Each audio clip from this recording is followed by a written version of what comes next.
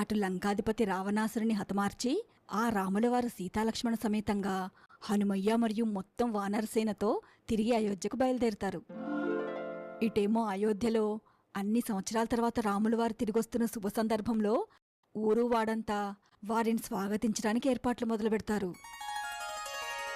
ఇక దారిలో ఒక చోట ఆగి అందరూ సేద తీర్చుకుంటుంటే ఎందుకో హనుమయ్య ఏదో చెప్పడానికి సంకోచిస్తున్నట్టు ఆ రాములవారు గమనిస్తారు.